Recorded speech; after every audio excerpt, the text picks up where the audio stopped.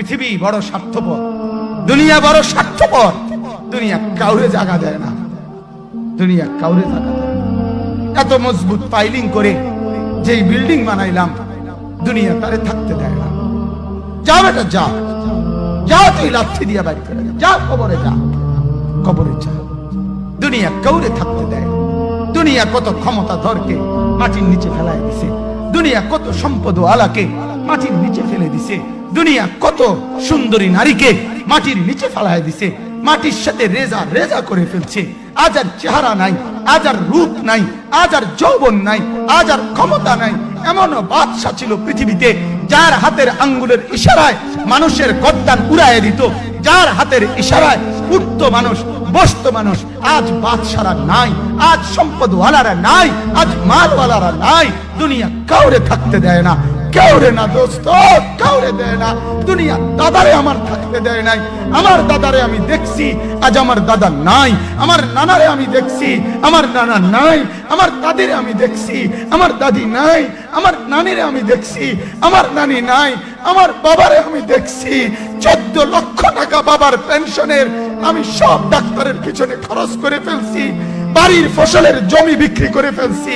আমার বাপ যেন না মরে বারবার বারে হসপিটালে নিছি, কিন্তু দুনিয়া আমার বাপকে থাকতে দেয় নাই।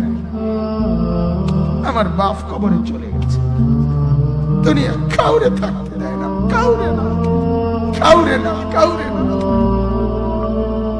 কাউরে না। আমার বাপ দুনিয়া কাউরে থাকতে দেয় না। তুমি থাকবা না, তুমি থাকবা না। দুনিয়ার ধোকায় পড়ো না বাপ, দুনিয়ার ধোকায় পড়ো না। মাকে বুঝান, আজ মারা বেসামাল হয়ে গেছে, আজ বোনেরা বেসামাল হয়ে গেছে, বেপরদার উৎসব তুলে দিছে। এটা যেন আল্লাহর সাথে যুদ্ধ করছে। আল্লাহ করোনা না, তুমি আরো কিছু দাও, আমরা বেপরদিকে ছাড়বো না। যুবক ছেলেগুলো যেন বলতেছে, আল্লাহ তুমি করোনা দেওয়ার চাই দাও। অশ্লীল ছবি দেখা, ফেসবুকে নর্তকী দেখা আমরা ছাড়বো না। দেখি তুমি কি করতে পারো, তুমি যা করার করো।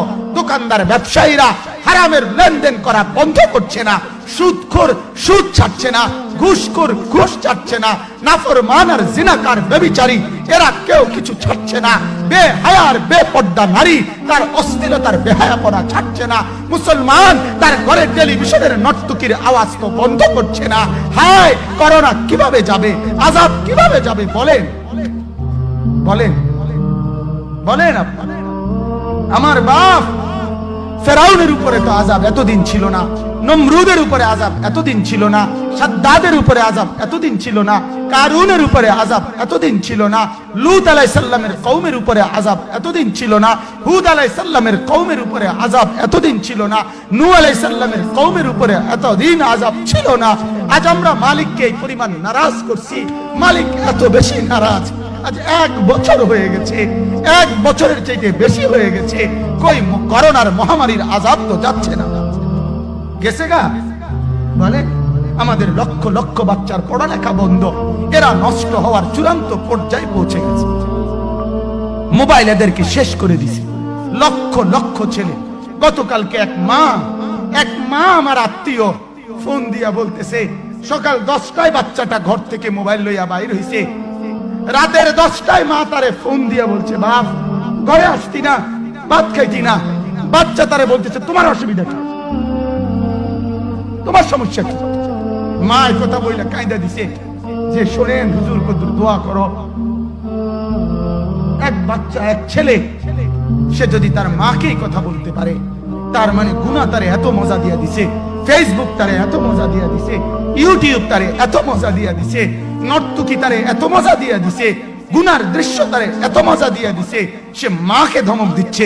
রাত 10টা বাজলে কি হইছে, রাতের 3টা পর্যন্ত দেখলে তোমার সমস্যা কি? আমার আখিরাত আমি নষ্ট করলে তোমার অসুবিধা কি? আমার জাহান্নাম আমি ঠিক করে নিলে তোমার সমস্যা কি? আল্লাহ আমাদেরকে মাফ করে দেন, আল্লাহ আমার জাতিকে মাফ করে দেন।